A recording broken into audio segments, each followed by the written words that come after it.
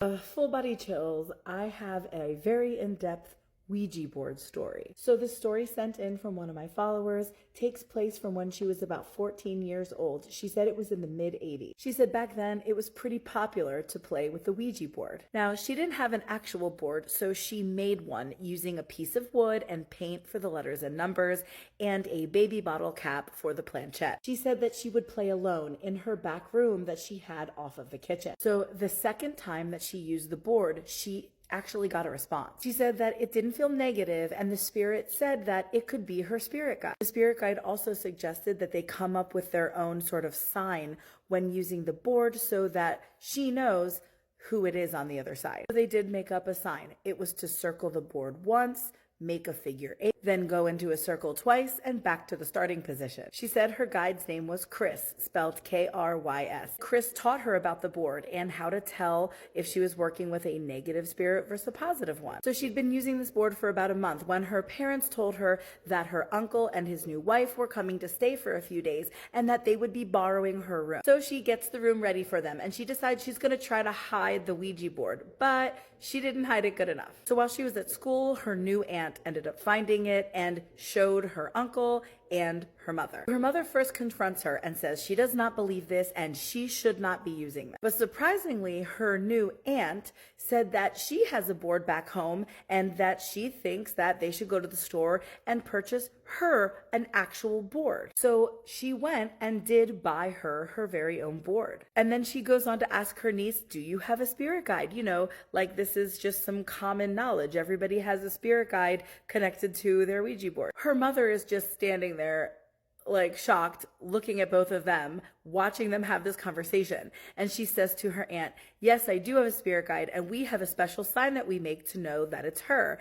And then the aunt goes on to say, oh, awesome. I have 2 spirit guides and we each have a special sign of our own. What are the odds? So her aunt instructs her to use the new board and get her guide acquainted with it. So she gets on and they do their sign together. And then the aunt wanted to bring in her guides and asked permission if the guide of her niece would step aside so that she could bring hers in, and they did. It's the aunt, the uncle, the mom, and the daughter all sitting around the board watching the aunt and the daughter control this thing. She said her aunt called upon the main guide and immediately the board felt different. It was stronger. The aunt made it clear that she had been using the Ouija board since she was a teenager and now she's in her mid-30s, so they are very established. The connections are strong, very sort of advanced. Anyway, as they're going back and forth with their questions, the mother is in disbelief, like, yeah, I don't believe you. So then the aunt challenged her and said, well, ask it some questions that only you would know the answers to. Something nobody else knew. So the mother asked a bunch of questions from growing up, but then when they got towards the end,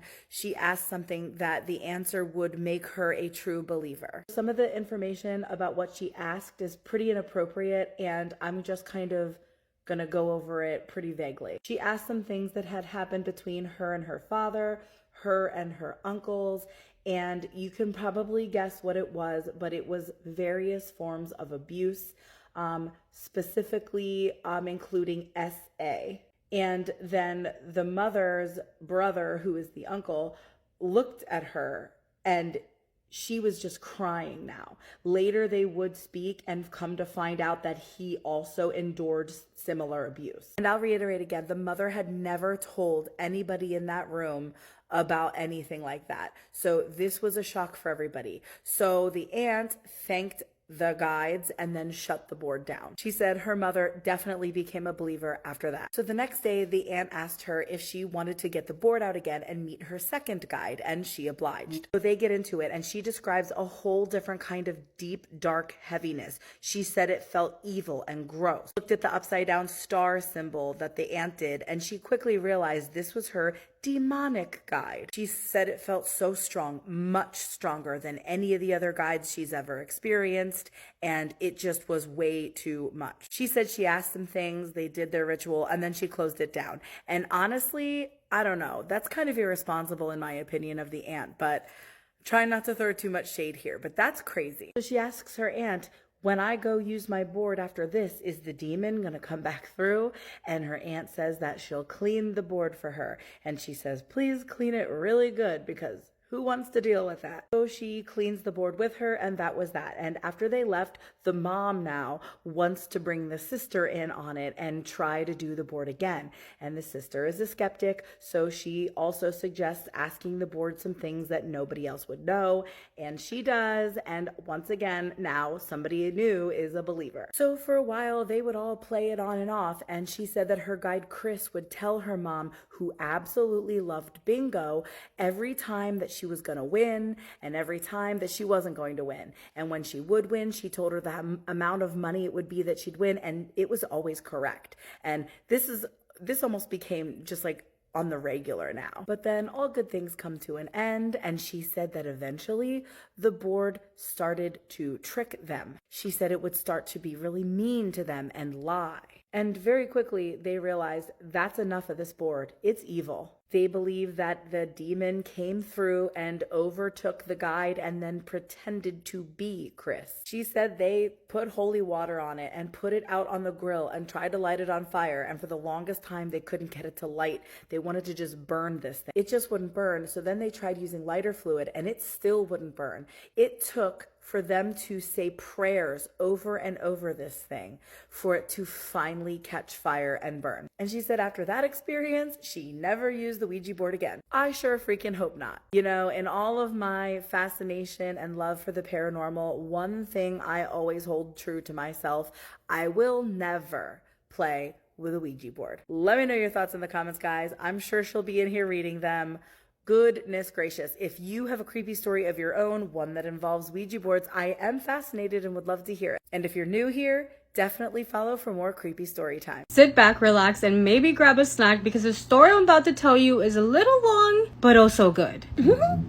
Oh, was I not supposed to grab a snack? I'm telling the story. Okay, cool. So the guy telling us this story says that he's only ever shared this with a handful of people, and that's because he understands that it sounds crazy, but what he's about to share is very real. So he says growing up, him and his brother Emilio were very close. They would do everything together. They were inseparable, and he says that every day after school, they would always race to the pier. He said that they would never get tired of like running in between people's boats or even getting their fishing reels and playing with them. But he says that out of nowhere, his brother Emilio just started acting really weird. He noticed that every night when everybody was asleep, Emilio would get up and get out of the room, and he doesn't know where he would go. He said that in the beginning he thought he was only getting up to go to the restroom. However, he found out that he was not just going to the restroom, he was actually leaving the house, and that was because one night he followed his brother Emilio, and that's when he saw that he was leaving out the front door. Before he left, he actually told Emilio, "What are you doing? Where are you going?" He said that Emilio very calmly told him that he was going to go to the pier because his friends were waiting for him. He said that that got him very confused because Emilio didn't have any friends that lived close by. He tried to convince his brother to come back inside and go to bed, but Emilio told him that it was okay for him not to worry, that he wasn't going to take long, and that everything was going to be okay. He had no choice but to let his brother leave, and he also mentioned that this started happening now every single night. Emilio would leave every night telling him the same thing, that he was gonna go meet his friends at the pier. He explains that Emilio did not care how many times he got after him or tried to get him in trouble, like he insisted on going out to the pier to meet with his friends. He says that one night he just decided that he couldn't just ignore this any longer, and he decided to follow Emilio. He said that it was a very cold night and the only light source that he had was the moon. He says that he noticed that Emilio never had shoes on when he left the house, and that he tried to keep him at a distance because he didn't want Emilio to catch him. So he followed Emilio all the way to the pier, and he saw where he sat down at the edge and basically dangled his feet above the water. He was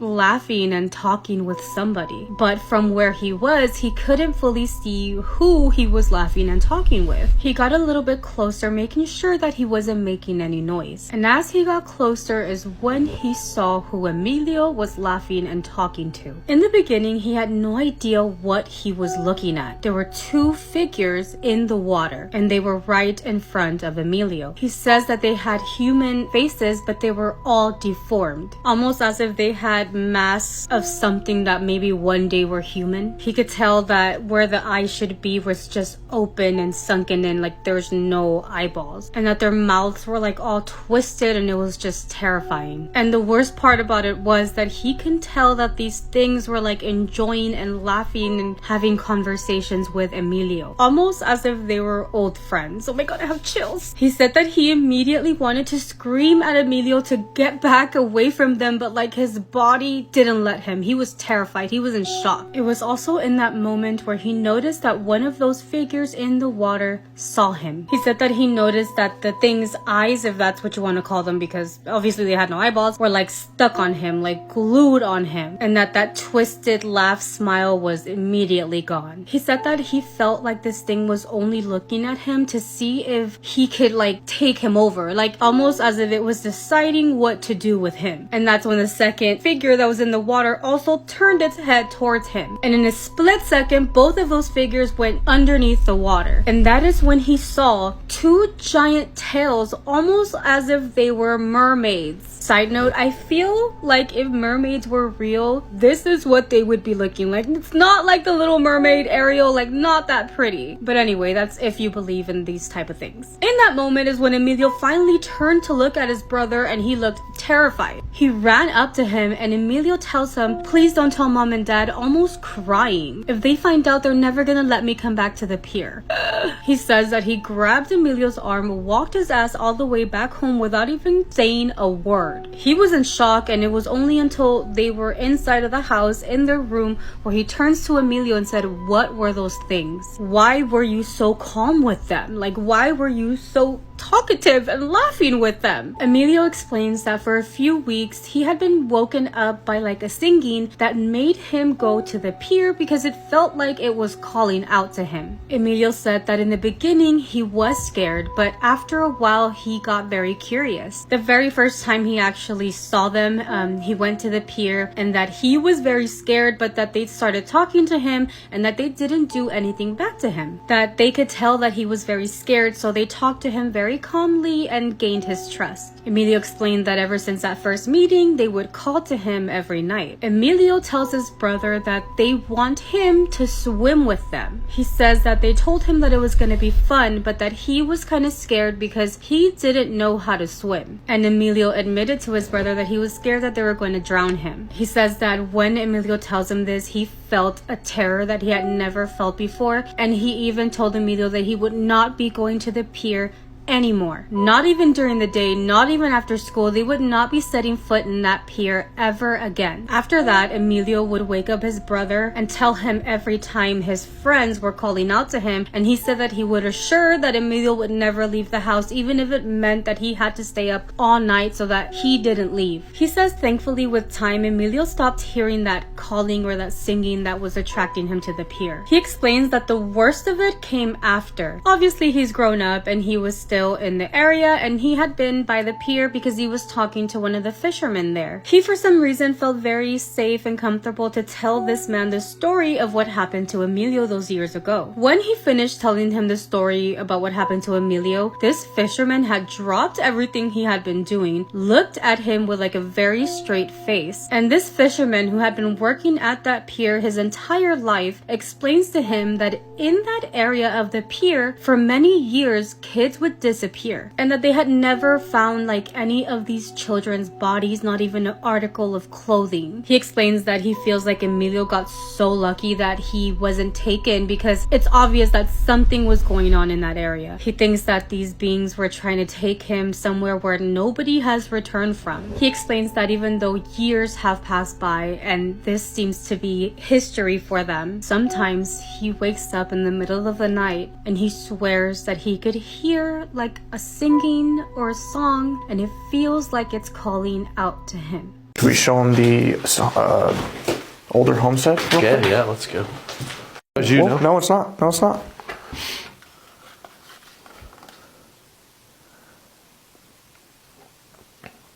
Was that you? Yeah, that's on either side. It went to both. Yeah. I don't care if it's still August. School is officially over, therefore it is spooky season, so I'm gonna tell you a spooky story. This is true, and this happened to me. So you're gonna need a little bit of context before I jump right into the story. My grandparents on my mother's side live out in the country in Oklahoma. When I was younger, we would go out there and visit them frequently, at least once a year. This particular time, we're going to visit them. I can't remember exactly how old I was. I want to say I was like 10, somewhere between the ages of like 8 and 11. So we go up there for a small family, like close family reunion type of thing. I should also mention that this house is old. If that wasn't already obvious, this house is old. It's old as my grandparents. It's older than them. So at this reunion, everyone's outside. They're grilling, barbecuing, sitting, chit-chatting, talking, whatever. It was starting to get a little bit chilly, so I was like, I'm gonna go inside and get a jacket and I'll be right back. So I run inside. Mind you, nobody else is inside the house. Everybody's outside getting their barbecue on, okay? I run inside, up the stairs to my room to grab a jacket. In this room, there's the closet, and then next to the closet right here is a little door for a crawl space. I grab my jacket, I turn around. The crawl space is open. The door is cracked open. I'm like, oh, okay, let me just go and close that really quick. I go over, I open it a little bit because I'm like, what's in there? Not expecting there to be anything in there. I open it, and there's a staircase. A long staircase going up. So what does 10-year-old me do? I go up the staircase. Something was just speaking to me, telling me that this door was open for a reason and that I'm supposed to go up in here. So I get to the top, there's another door.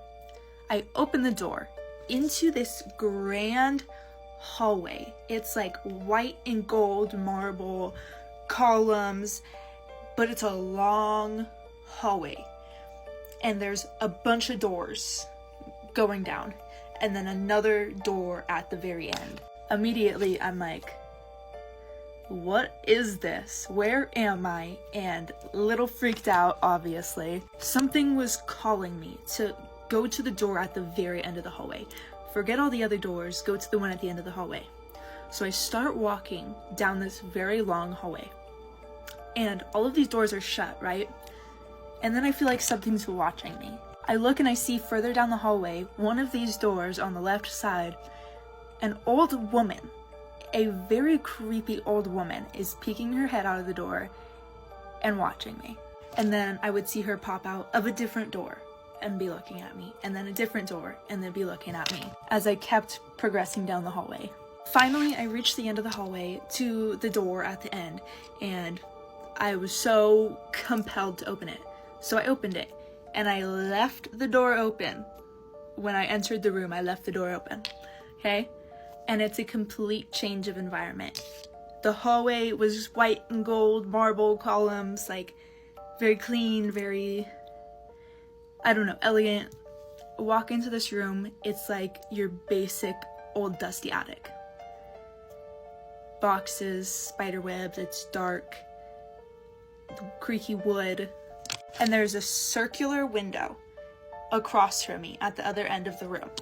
The same exact circular window that you can see from the front yard where everyone is outside. So I walk over, I look out the window, and I can see everybody down there, but it's like there's a weird filter over it, where it's in like black and white, and they're all skeletons. Everyone's there, moving around like normal, grilling, laughing, playing, but they're skeletons. And as I'm registering this, processing it, the door behind me slams shut, and I turn around, and the creepy old lady is standing behind one of those piles of boxes, looking at me with the most sinister, it was the most evil I've felt in my life.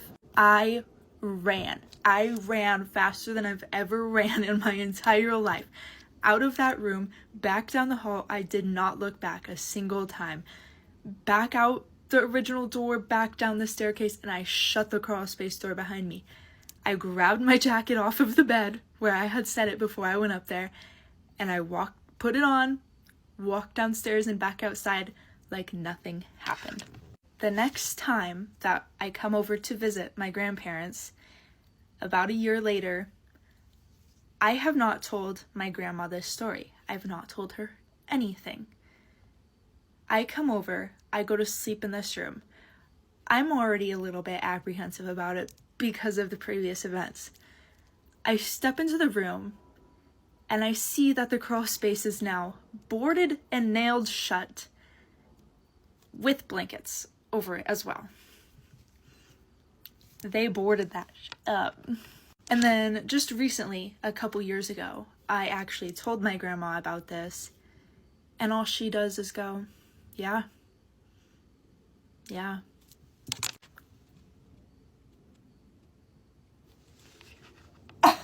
Goodbye.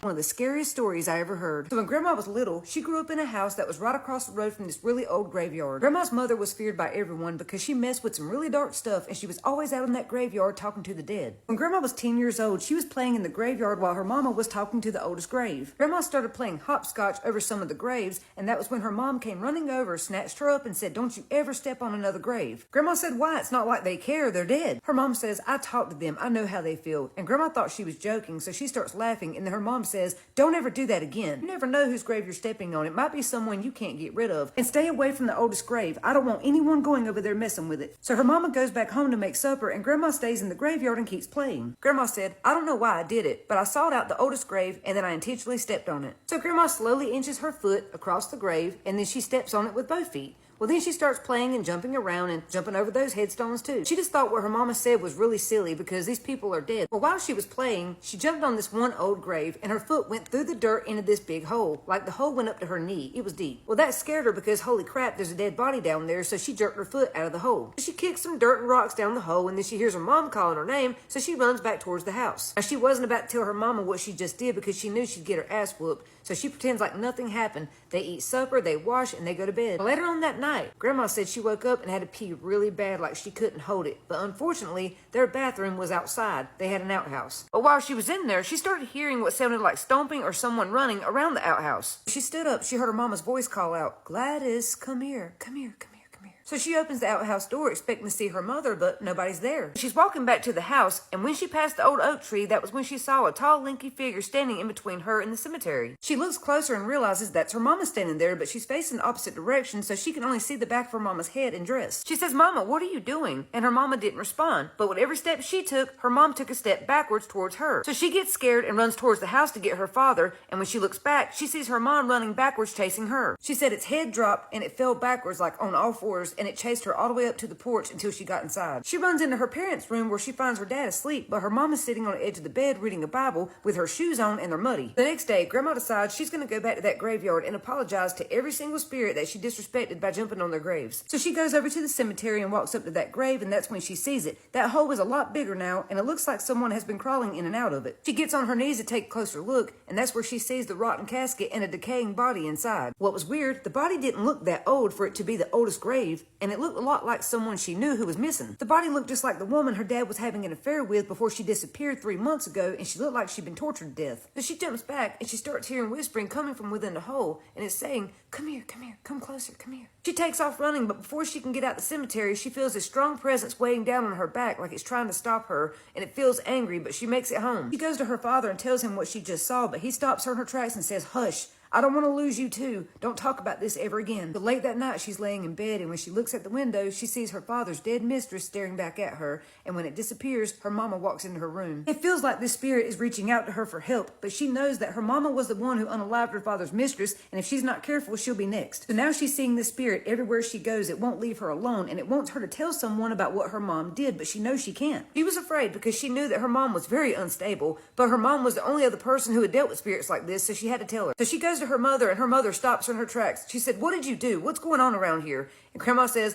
"I jumped on those graves even after you told me not to, and one fell in." She said, "Mama, she stares in my window every night, wanting me to help her. She won't leave me alone. She wants me to tell on you, but I swear I haven't." Her mama grabbed both sides of her face and said, "How dare you disobey me? I told you not to do that, girl. Now go get the Bible in the belt." She put her head down and said, "Yes, ma'am," and she went and got the Bible in the belt because she just knew she was getting her ass tore up, but her mom had other plans. So her mom grabs the Bible, the belt, and her brother, and they all go over to the cemetery. Then her mom hands her the Bible and says, "Get in the hole." And Grandma says, "What? Why?" Why? Her mama gets that close to her face and says, well, since you want to run to your daddy and try to help her so much, you can stay with her. Get in the damn hole. Her mama gives her a match with the box and says, here, in case you get scared of the dark, but just know if you strike it, I'll blow it out. And Grandma thought, huh? She said, Mama, please don't make me go in that hole. I'm begging you. Her mama said, get the Bible and get in that hole now or I'll bury you in it myself for good. And her mother handed the belt to her brother and said, if she comes out of that hole, you beat her until she crawls back in. I don't want to see her face until the sun comes up. With tears rolling down her face, Grandma took the Bible and climbed down in the hole with that woman's body. So after she climbs into that casket, she starts feeling dirt fall down on her because they're closing the hole up to make sure she can't get out. So while laying in the pitch black dark, Grandma starts hearing rustling noises inside of that casket, so she grabs a match and strikes it to see where that sound is coming from. It lit up the casket, and when she looked down at her feet, she saw her mom's face peeking over at her with black eyes and a big grin going, mm-mm-mm.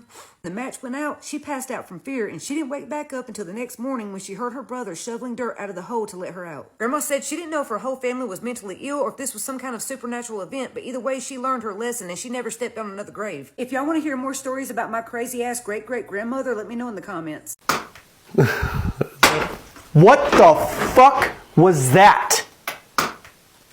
Bro! What's going on around you? I don't know. I'm frozen. I am frozen. Did the window Sean. break? Hey, bestie, what type of snacks do we have today? I'm not even going to tell you what kind of snacks to get. You get to pick, but you got to let me know what it is in the comments, okay? Okay.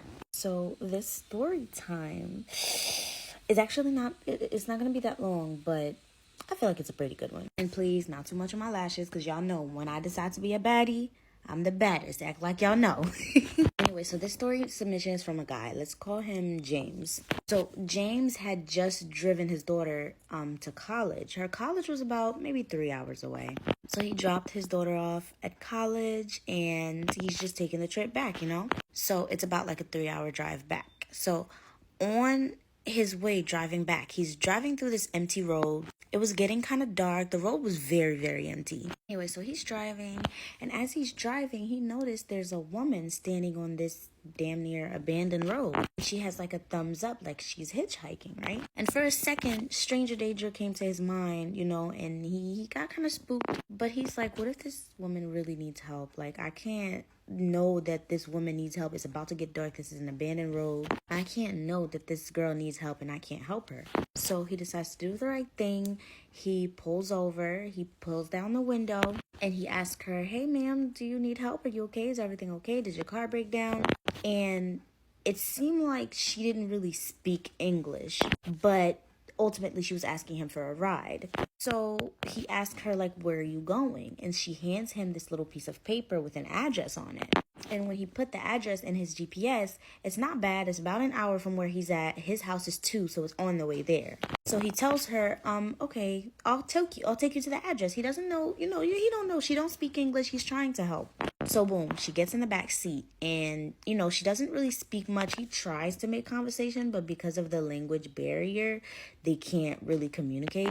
But he tried his best to be a good Samaritan. He tried to make her feel as comfortable as possible because he could see that she's a bit nervous because she's not really even though she doesn't speak English, but she's also not talking much. She seems quiet and very distant. And he doesn't know the reason why she's on the road hitchhiking, so she may be nervous, She's probably thinking of him as stranger danger. So he gives her some snacks. She declines everything, but he tries as much as he can to make her feel comfortable. That's the point.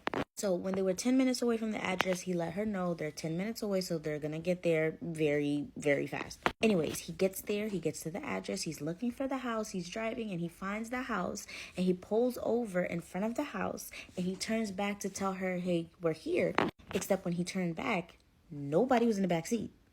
No one was in the back seat. He's like, what the hell? Like, she was in this car a second ago. He's getting out the car. He's looking around the car as if she would just be hiding somewhere.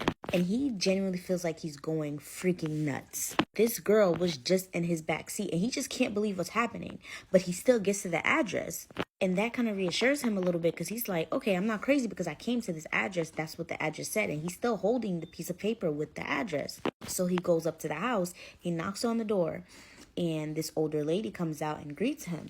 And he basically says to the lady, like, this is going to sound so weird, but This young lady just asked me for a ride. She gave me this piece of paper with this address on it to drop her off here. But when we got here, she was nowhere to be found. She didn't exit the car, but she was in, like, he just sounded crazy.